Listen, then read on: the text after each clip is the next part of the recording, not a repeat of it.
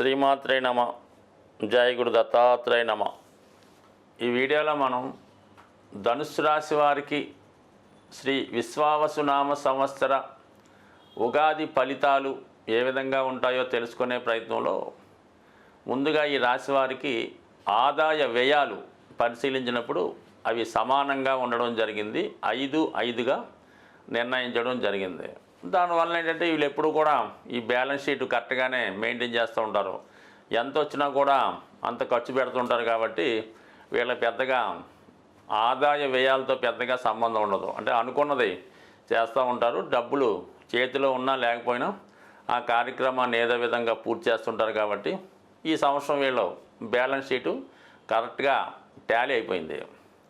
ఇక రాజపూజ్యం 1, అవమానం 5 ఉండడం జరిగింది. అంటే ఒక విధంగా గౌరవం కామన్గా 1 ఉండడం వల్ల ఇది కొద్దిపాటి గౌరవం ఉన్న, అవమానం 5 ఉండడం ఏంటంటే కారణం గతంలో మీరు ఎవరికన్నా డొనేషనో హెల్ప్ ఏదో చేసినప్పుడు కొంత ఎక్కువగా వాళ్ళకి చెల్లించడం జరుగుతూ ఉంటుంది.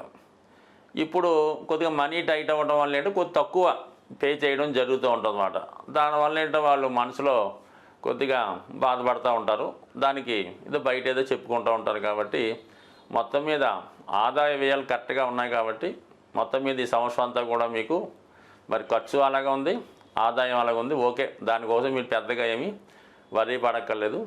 మరి మన గ్రహస్థితి పరిశీలించినప్పుడు ముఖ్యంగా మరి రాహు, కేతువు, శని, గురువు ఈ 4 గ్రహాల గురించే మనం ఈ సంవత్సర ఫలితాల్లో తెలుసుకోవడం జరుగుతుంది. ఇప్పుడు ప్రస్తుతం మరి శని భగవానుడు మీకు ఒక విధంగా అన్యాయం చేసినట్టే. ఒక 2.5 సంవత్సరాలుగా మిమ్మల్ని చాలా విషయాల్లో కంటికి రెప్పలా కాపాడుకుంటూ ఎటువంటి ఇబ్బంది పెట్టకుండా ఉన్నటువంటి శని భగవానుడు చతుర్థ స్థానంలోకి మారడం జరిగింది. అంటే ఒక విధంగా అర్ధాష్టమ శని.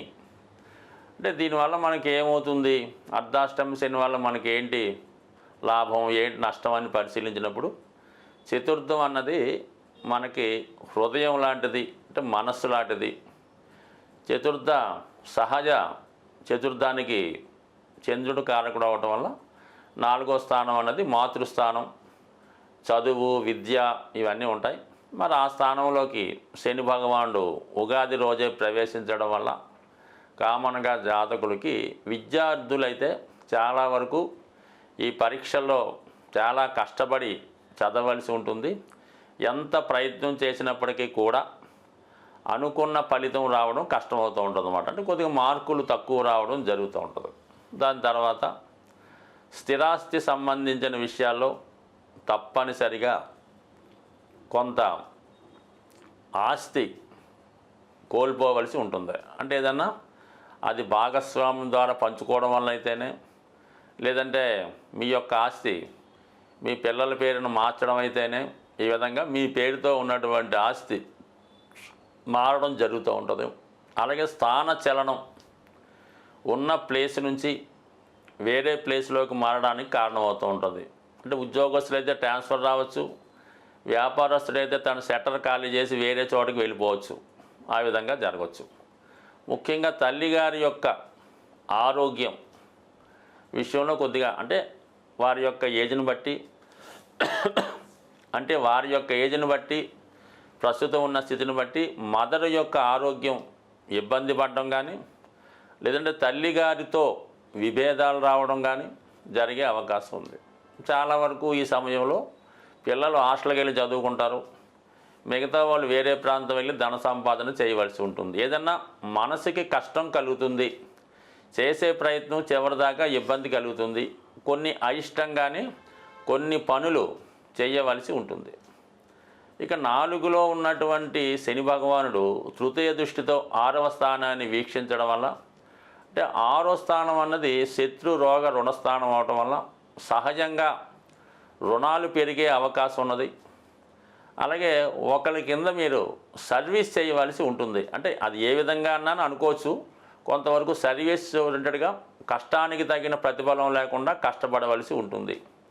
అలాగే కొంతమందికి అయితే ఆరోగ్యం చాలా వరకు ఇబ్బంది పెట్టే అవకాశం కూడా ఉంటుంది. అంటే ఇక్కడ శని భగవానుడు కేవలం ఈ ధనుస్సు రాశి వారికి మాకు ధనాధిపతి కదండి, తృతీయాధిపతి కదండి అనుకోవడానికి అయితే వీల్లేదు.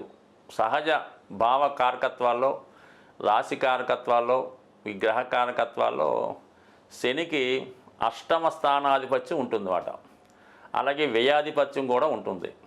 దానివల్లనే ఈ శని భగవానుడు ఏ భావంలో ఉంటే అష్టమాధిపతి ఆ భావంలో ఉంటే ఏ ఫలితం ఇస్తాడు, వ్యయాధిపతి ఆ భావంలో ఉంటే ఏ ఫలితాలు ఇస్తాడని ఫలితాలు ఇవ్వడం జరుగుతుంటుంది. అందుకనే చతుర్థ భావంలో వచ్చినప్పుడు చతుర్థ భావ కారకత్వాలు మార్పు కానీ పోగొట్టుకోవడం కానీ జరుగుతుంది.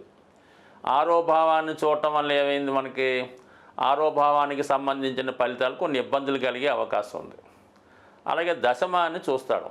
ఈ దశమాన్ని చూడడం వల్ల ఏమైంది, ఇందాక మనం అనుకున్నట్టు ఆటోమేటిక్గా వృత్తిలో మార్పు రావడం కానీ, ఉన్న వృత్తి పోగొట్టుకోవడం కానీ, పోగొట్టుకొని ఇంకా అంతకన్నా చిన్న ఉద్యోగంలో చేరడం కానీ జరిగే సూచనలు ఉన్నాయి. అవి ఇమీడియట్గా కాదు, రాబోయే 2.5 సంవత్సరాల్లో జరుగుతూ ఉంటాయి. మళ్ళీ ఈ మధ్యకాలంలో వక్రించడం చాలా ఫలితాలు కనబడుతుంటాయి. కాబట్టి ఇవి పైన వచ్చే ఫలితాలు మాత్రమే, కానీ దానికోసం మీరు పెద్దగా ఇబ్బంది పడక్కర్లేదు. దీన్నే మీరు పాజిటివ్గా మార్చుకోవాలనుకుంటే చతుర్థంలోకి శని రావడం వల్ల ఎవరైతే విదేశ ప్రయత్నాలు చేస్తున్నారో వాళ్ళు కంపల్సరీగా విదేశం వెళ్ళి అక్కడ చక్కగా ఉద్యోగ ప్రయత్నాలు చేసుకోవచ్చు. ఈ విధంగా ఆ విధంగా కూడా ఉంటుంది. ఇక ముఖ్యంగా ధనుస్సు రాశికి గురువు యొక్క స్థితే ఇంపార్టెంటు. రాశ్యాధిపతి కాబట్టి గురువు ఏ గ్రహంతో కలిస్తే ఆ ఫలితాన్ని, ఏ భావంలో ఉంటే ఆ ఫలితాన్ని ఇవ్వడం జరుగుతుంటుంది. కాబట్టి ఇంచుమించుగా మనకి ఈ మే 15వ తారీఖు దాకా 6వ స్థానంలో ఉన్నటువంటి శని భగవానుడు మరి అటు 6వ భావాన్ని 2, 10 అంటే ధర్మ త్రికోణాన్ని యాక్టివేట్ చేయడం జరుగుతుంది. అంటే ఇక్కడ అర్ధ త్రికోణం అంటే ఆర్థికపరమైనటువంటి విషయాలు. 2వ స్థానం అన్నది జాతకుడు కుటుంబ వ్యాపారం కానీ మనీ రొటేషన్ చెప్తూ ఉంటుంది. 6వ భావం అన్నది జాతకుడు చేసే సర్వీస్. అంటే గురువు 6లోకి రావడం వల్ల ఈ ఉపాధ్యాయ వృత్తి, ప్రవచనాలు చెప్పడం, వేదిక సంబంధించిన శాస్త్రాలు, న్యాయవాది వృత్తి, ఏదైనా గౌరవప్రదమైన వృత్తులు, బ్యాంకింగ్ లాంటివి కూడా గురువు ఆధీనంలో ఉంటాయి. ఇక 10వ స్థానాన్ని యాక్టివేట్ చేయడం వల్ల వృత్తిలో తన యొక్క స్థానం చెప్పడం జరుగుతుంటుంది. అందుకని ఉద్యోగ ప్రయత్నాలు చేస్తున్న వారికి ఇది అనుకూలంగా ఉంటుంది. ఉద్యోగపరంగా గౌరవప్రదమైన హోదా లభిస్తుంది. ముఖ్యంగా మనీ రొటేషన్ బాగుంటుంది. మే 15 తర్వాత సప్తమ స్థానంలోకి రావడం వల్ల కామన్గా 7వ స్థానం అంటేనే రిలేషను, వివాహ బంధం. కాబట్టి మరి ఇప్పటిదాకా వివాహం జరిగి కూడా అన్యోన్య దాంపత్యం లేనివారు ఈ సమయంలో మరి మళ్ళా ఒక అంగీకారానికి వచ్చి తిరిగి మీ యొక్క వివాహ జీవితాన్ని పునరుద్ధరించే అవకాశం ఉంటుంది. అలాగే కొత్తగా వివాహ ప్రయత్నాలు చేస్తున్న వారికి మరి మే 15 తర్వాత చాలా వరకు అనుకూలించే అవకాశం ఉన్నది. అంటే 6వ స్థానంలో మే 15 వరకు గురువు ఉన్నప్పుడు ఏం చేస్తాడంటే సప్తమానికి వ్యయంగా పనిచేస్తుంటాడు. కాబట్టి వివాహం జరగనివ్వడం, జరిగినా కూడా భార్యాభర్తలను కలవనివ్వడం. ఇప్పుడు సప్తమంలోకి వచ్చాడు కాబట్టి కంపల్సరీగా మళ్ళా రాజీ మార్గం ద్వారా దూరమైన దంపతుల్ని కలగడం, అలాగే జాతకుడికి వధువుని లేదా వరుణ్ణి ఎతికి పెట్టే ప్రయత్నం కూడా గురువే తీసుకోవడం జరుగుతూ ఉంటుంది. మరి అందువల్ల ప్రస్తుతం మరి 7వ స్థానంలో ఉన్నటువంటి గురువు 3వ స్థానాన్ని వీక్షించడం వల్ల మీకు పరిచయం ఉన్నటువంటి సర్కిల్ ద్వారానో, ఫ్రెండ్ సర్కిల్ ద్వారానో, మ్యారేజ్ బ్యూరోల ద్వారానో ఒక వధువు లేదా వరుడు తారసపడడం లభిస్తుంది. సప్తమం అన్నది రిలేషన్ ఏర్పడుతుంది, పరస్పరం వివాహ బంధం ఏర్పడుతుంది. 11 చూడటం వల్ల భార్యాభర్తల మధ్య స్నేహం ఉంటుంది. పెళ్లినాటి ప్రమాణాలను కాపాడుకోవడం కూడా లాభస్థానంలో ఉంటుంది. కాబట్టి మరి ఈ సమయంలో వివాహ ప్రయత్నం చేస్తున్న వారు మే 15 తర్వాత రెడీగా ఉంటే మించుమించుగా ఆ తతంగం నవంబర్ నాటి క్లోజ్ అయిపోతుంది. ఇక దాని తర్వాత రాహు, చతుర్థ రాహు కొంత ఇబ్బంది పెట్టినప్పుడు కూడా మే 18న తృతీయ స్థానంలోకి రావడం వల్ల చాలా గొప్ప వ్యక్తులు మీకు పరిచయం అవుతారు. ధైర్యంతో న్యాయమో అన్యాయమో తర్వాత చూసుకోవచ్చు, ముందు పని పూర్తి చేసుకోవాలి అన్న భావనతో మరి మే 18 తర్వాత రాహు యొక్క అండదండలతో మీరు విజృంభించవలసి ఉంటుంది. వృత్తి వ్యవహారాల్లో, ఏదైనా వ్యవహారాల్లో కూడా తిరుగు లేకుండా సక్సెస్ సాధిస్తారు. ఇక కేతువు 9వ స్థానంలోకి రావడం వల్ల కొంత ఆధ్యాత్మిక చింతన పెరుగుతుంది. ఎవరైతే ఆధ్యాత్మిక జీవితం గడుపుదాం అనుకుంటారో వారికి ఒక మంచి గురువు లభించడం వల్ల వారి యొక్క ప్రోత్సాహంతో చాలా కొత్త విషయాలు తెలుసుకుంటారు. చాలా వరకు ఈ ఏదో ఒక దీక్ష తీసుకోవడము, ఏదో ఒక సంకల్పంతోనూ మీ యొక్క జర్నీ ప్రారంభం అవడం జరుగుతుంటుంది. సాధారణంగా ఈ ధనుస్సు రాశి వారు లాంగ్ టర్మ్ గోల్స్ పెట్టుకుంటుంటారు. ఏదన్నా ఒక ప్రయత్నం వాళ్ళు అనుకుంటే అది 10 సంవత్సరాలు పట్టొచ్చు, 15 సంవత్సరాలు పట్టొచ్చు. ఈ ఆధ్యాత్మం కూడా అటువంటిదే కాబట్టి మరి కేతు ప్రభావం వల్ల మీరు ఏదన్నా ఒక ఆధ్యాత్మిక రంగంలో ప్రవేశించాలన్నా, వేదిక్ కోర్సులు నేర్చుకోవాలన్నా ఖచ్చితంగా కొంత టైం వెయిట్ చేయవలసి ఉంది. దానికి ఒక మంచి గురువు లభించడం కూడా ఈ గ్రహస్థితి మీకు అనుకూలించే అవకాశం ఉంది. సాధారణంగా గ్రహాలకి మనం పరిహారాలు చేస్తున్నప్పుడు ఒక విధంగా జలతత్వంలో ఎక్కువ గ్రహాలు ఉన్నప్పుడు కానీ, ఆ జలతత్వంలో ఉన్నటువంటి గ్రహాలు మనకి వ్యతిరేక ఫలితాలు ఇస్తున్నప్పుడు అభిషేకం ద్వారా మనం ఆ గ్రహాన్ని పరిహారం చేస్తే 100% ఆ ఫలితం తొందరగా రావడం జరుగుతుంది.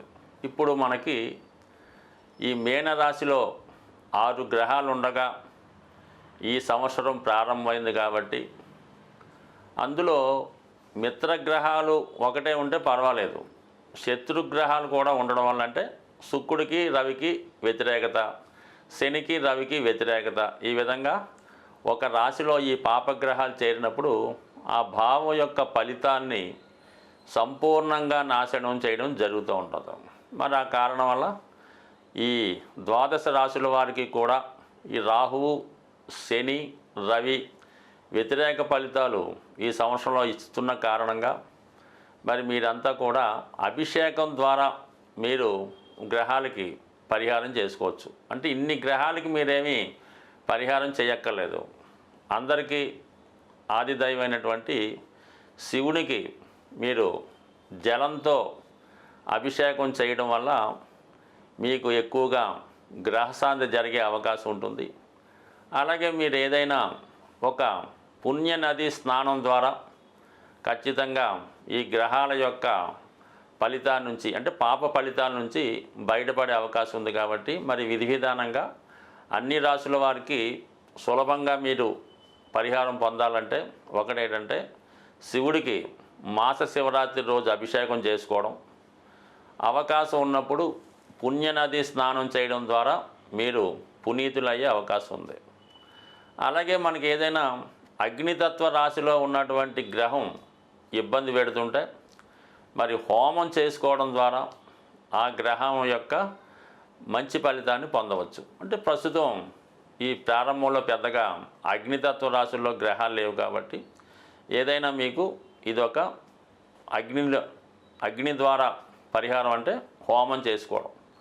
అయితే భూతత్వ రాశులైనటువంటి వృషభం, మకరం, కన్య రాశుల్లో పాపగ్రహాలు ఉన్నప్పుడు వాటి పరిహారం నిమిత్తం మీరు మరి దైవానికి ప్రసాదాలు పెట్టడం ద్వారా పరిహారం పొందొచ్చు. ఒక విధంగా అన్నదానం ద్వారా మీరు ఆ గ్రహాల యొక్క అంటే ఆ రాశి యాక్టివేట్ అయితే ఆటోమేటిక్గా అందులో ఉన్నటువంటి గ్రహం మంచి ఫలితం ఇస్తుంది. కాబట్టి మరి కేతుగ్రహ అనుగ్రహం కోసం అన్న సంతర్పణ ద్వారా, అన్నదానం ద్వారా ఫలితాన్ని పొందొచ్చు. వాయుతత్వంలో ఎక్కువ గ్రహాలు ఉన్నప్పుడు, పాపగ్రహాలు ఉన్నప్పుడు జపం ద్వారా అంటే మీకు మీరే చేసుకునే ఏదో ఒక మంత్రం చేసుకోవడం ద్వారా మరి వాయుతత్వంలో ఉన్నటువంటి గ్రహాలు మీకు మంచి ఫలితాన్ని ఇవ్వడం జరుగుతూ ఉంటుంది. బట్ ఏదైనా మరి ఈ సంవత్సరంలో ఈ జలతత్వంలో ఉన్నటువంటి రాహువు, శని మొదలగు పాపగ్రహాల శుభ ఫలితం పొందాలంటే ఖచ్చితంగా మీరు అభిషేకాల ద్వారా అమ్మవారికి చేయించుకోవచ్చు, అయ్యవారికి చేయించుకోవచ్చు. లేదంటే మీకు మీరు కూడా ఏదైనా ఒక పవిత్ర నదిలో స్నానం చేయడం వల్ల ఖచ్చితంగా పునీతులై ఆ గ్రహాల ప్రభావం నుంచి బయటపడే అవకాశం ఉంటుంది.